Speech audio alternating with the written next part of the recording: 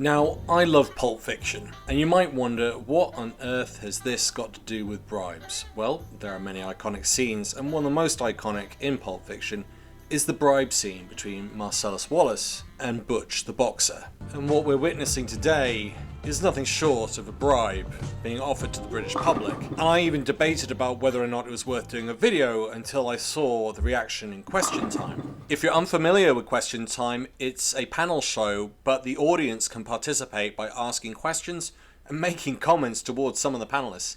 And they do that today. So, let's go straight into it.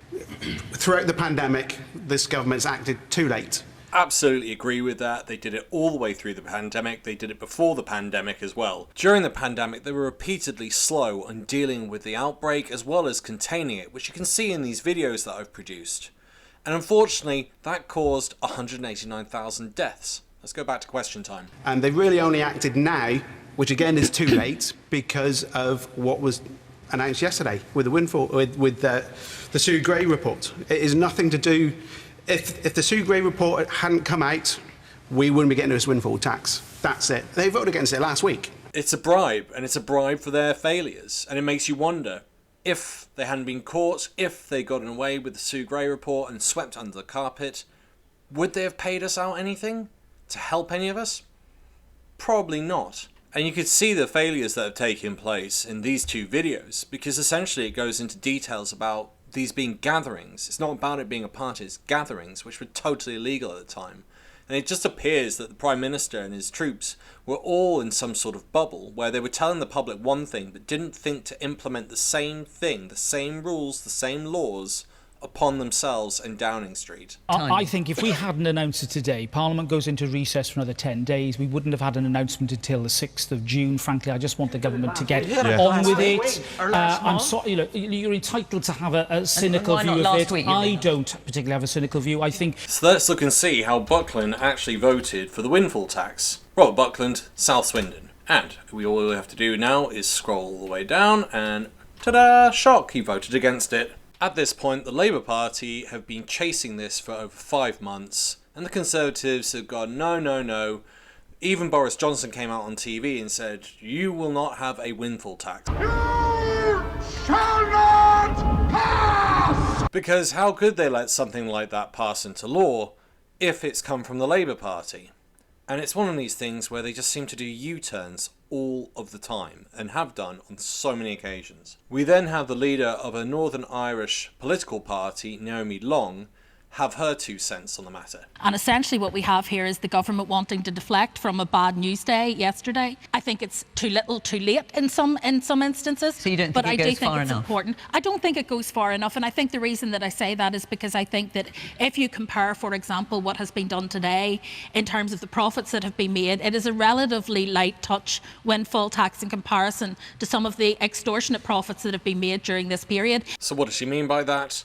The more the price goes up, the more VAT, value-added tax, that the government gets. And it's not just on the bills of electric and gas, it's also on petrol.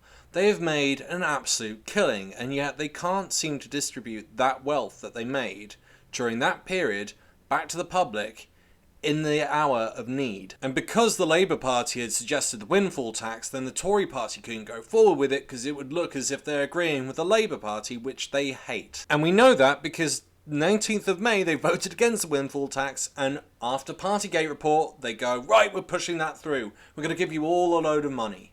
Straight out of the political textbook from ancient Rome. This is exactly what they used to do in ancient Rome before elections. They'd bribe people to vote for them. And that's where this comes in, but we'll come back to Marcellus Wallace in a minute. But before that, we're going to listen to this gentleman talk about his current living situation for himself, who's on universal credit, and for his parents. Have a listen. So how is it affecting you day to day? I'm ill myself, I'm on universal credit, and I have to choose whether I put my heating on, whether I have dinner. So that's what you're doing at the moment? Yeah. You're skipping meals as a result? Mm-hmm. That's a disgrace. Shame on the Tories. Shame on you. I'm sorry to hear that.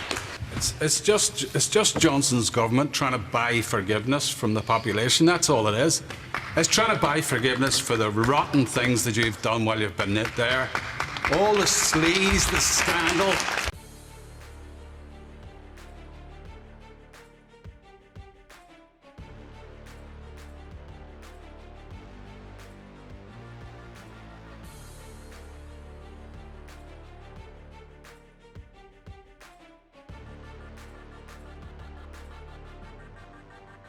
What, the 400 billion, the 400 billion we spent on COVID? 200 grand on What about all bloody the wallpaper. jobs? And this really incensed Robert Buckland, who didn't have an answer to that and started rabbiting on about other stuff. No, what about all the jobs that the government saved during COVID? What about the 400 billion that was spent by the government to save jobs and to save the economy? What about the interventions that this Chancellor and this government made? You don't ignore what this government has actually done to help people. Unless, of course, you're one of the 3 million who were self-employed, in which case you didn't get a single penny from furlough. And to sit there and to say that we don't care, just, I'm afraid to use Naomi's. This is what some of the people from the charity organisations trying to help those who are suffering from being self-employed during furlough. These are people who are in viable jobs or running fantastic businesses in March and have been now pushed into significant debt. Many have lost their homes or been evicted. They can't meet their mortgage payments, can't put food on the table for their children. The mental health implications are just absolutely massive. We have lost people from our community who just felt they had no choice. They couldn't carry on due to the despairing situation they've been plunged into. And to sit there and to say that we don't care, just, I'm afraid to use Naomi's point, stretches credulity to breaking You point. voted not to feed hungry children. That is disgusting. Disgusting. But talking about free school meals. Robert, And again, when you do the research, not only did he not vote for it, but he then tries to justify it in the South Swindon. So remember how Butch takes the money? So should you, especially if you need it. But also remember, Butch also gets his revenge at the end, taking the money but not offering anything else in return. I got no problem with that, Mr. Wells. A big thank you to all of my Patreon and YouTube subscribers and anyone who just presses the like button. It's free, it helps this message spread around the internet, hopefully persuading others not to ever vote for Tory again.